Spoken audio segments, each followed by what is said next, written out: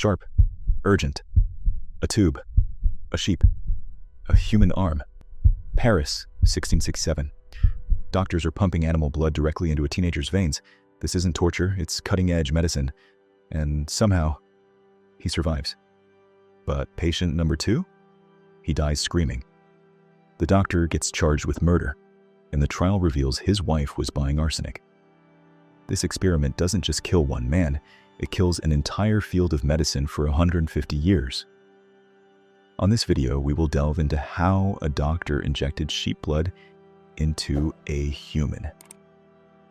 But first, I ask for your support with your like, your subscription, and don't forget to activate the bell so you don't miss any of our upcoming videos.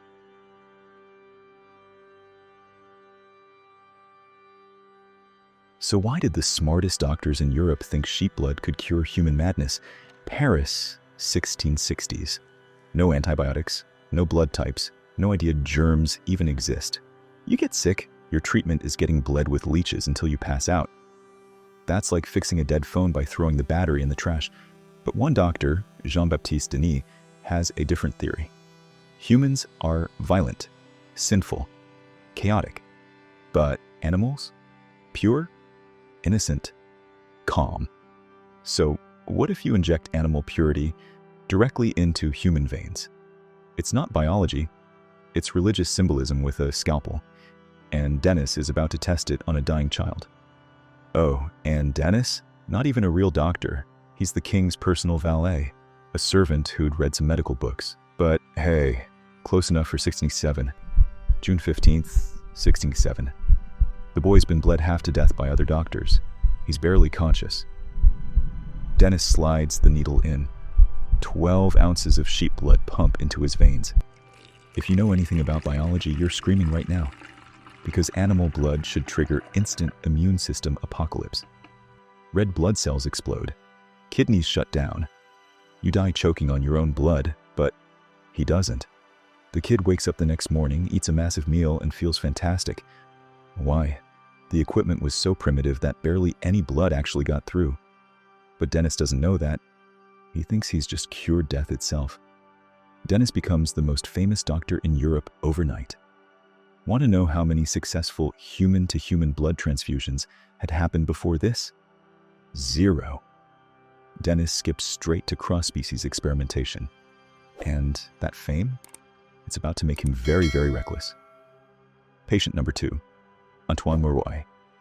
Mauroy isn't sick. He's insane, violent, dangerous. Denis thinks, perfect, sheep blood will tame him. First transfusion. Mauroy survives, but the madness doesn't stop. So Denis tries again. This time, Mauroy's body fights back. His arm turns black. He vomits constantly. His urine is dark as crude oil. His red blood cells are exploding inside his veins. A massacre on a cellular level, and Denis is preparing for a third transfusion. But the next morning, Antoine Mauroy is dead. Paris explodes. The sheep blood doctor is charged with murder. It looks like textbook medical malpractice. Denis will hang, until the trial reveals a twist straight out of a detective novel. Witnesses say Mauroy's wife isn't sad about his death.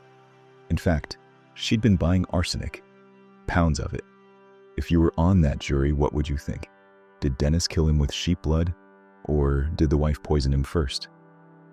The jury finds Denis innocent. He walks free. But here's the insane part. They never tested Mauroy's body for arsenic.